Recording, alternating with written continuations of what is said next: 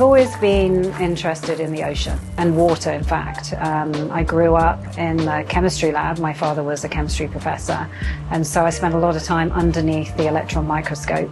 And so macro patterns have always been a fascination to me, and I love the way light changes an object by going through the water. So this painting is called Stealth, and it's about an orca gliding underneath the ocean. It's the light refracting through the surface, and it displaces the imagery and the color palette as it goes through the water.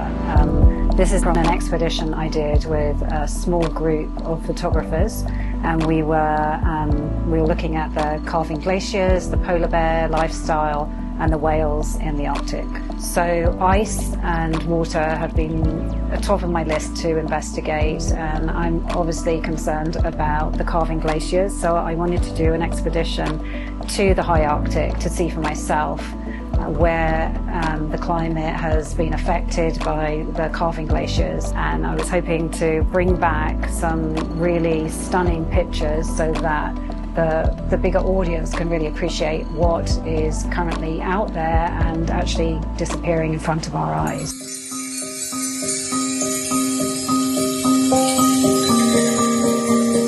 This actually is one of my favorite pieces from the Arctic. I called it the puzzle piece.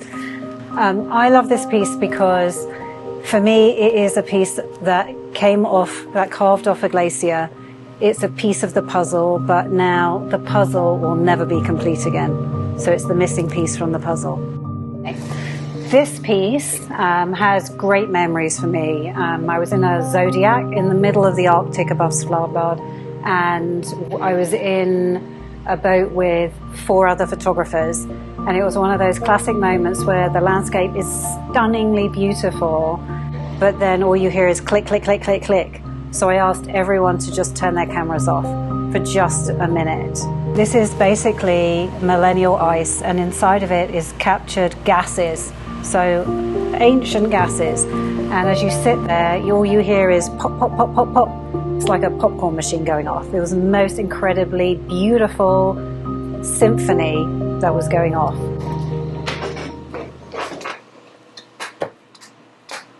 So this is a humpback whale. I created this piece for an area in the boat for the Positive Polar Company, and it's a humpback whale that's breaching, and it was actually taken from an image that a really incredible photographer shot. So when I had this image for this whale, it was an impression, and then I put that image away, and then I made it my own. So I always start the process with a roller, so a big kind of painting roller, and I use loads of movement, and it creates multiple lines which you can still kind of see underneath here.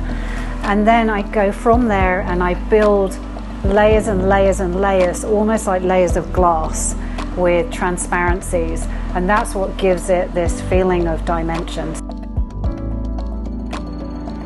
I think if we look at the children and the next generation, that is very important to me. I have 3 children myself, teenagers, who have been through the education system towards the end of high school now, and they have had many years now where the schools are trying to do a really good job of education on climate and all of the effects of what's happening out there.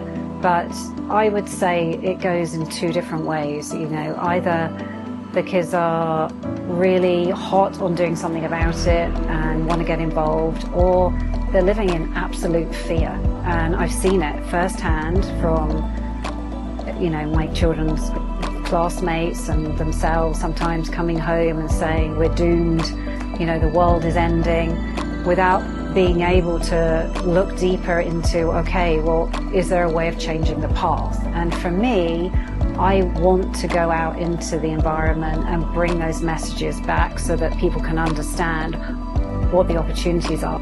We can raise more awareness by connecting with the beauty first. I think half the problem is we throw so many facts and figures and messages of doom that creates anxiety, where people switch off or don't even know what we're talking about. But if we can change the message and have people involved and showcase what we can do, then there is hope.